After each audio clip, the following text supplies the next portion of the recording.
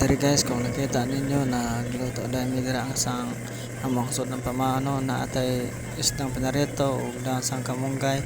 So kay para din lang ta magluto ini buntag na saga ba. So kung inyo dahil nabantayan dira guys, so medyo ngit-ngit pa kayong paligid no kay kuan mga oras na siguro na dira mga nasa 3 AM or 4 AM ba. Oh, ay nana ka. So kinanglan gid abi o tanawa sa unang gasos mura pa katulog kon ay. Pero di na pwede matulog kay maglaot naman. Gasol man.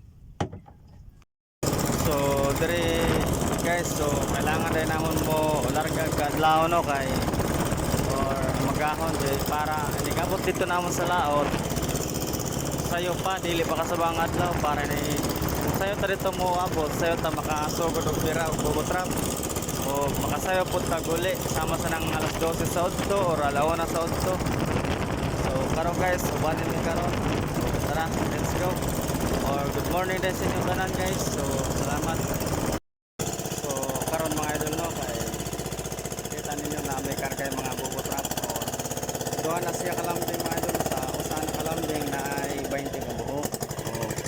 Na doon kalambing ang makarga. Kay wala naman sa dito iunod sa iya pistuhan miyagi. So patuwa na siyang ibalhin.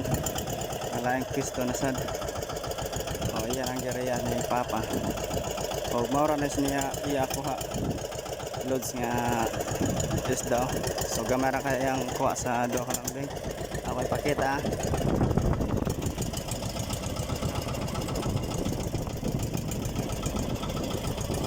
Wala siya katunga sa usa ka balde. Kaya kailangan na siyang ibalhin sa line twist. Kaya na yan.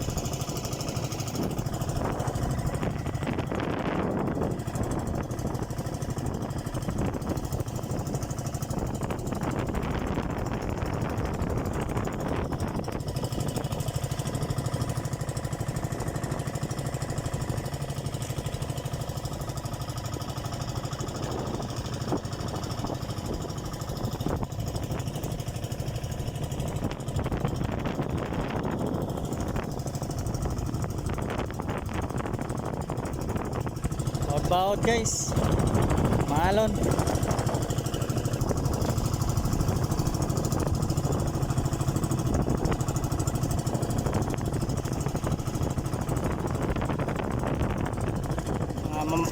Malaki-malaking alon. So,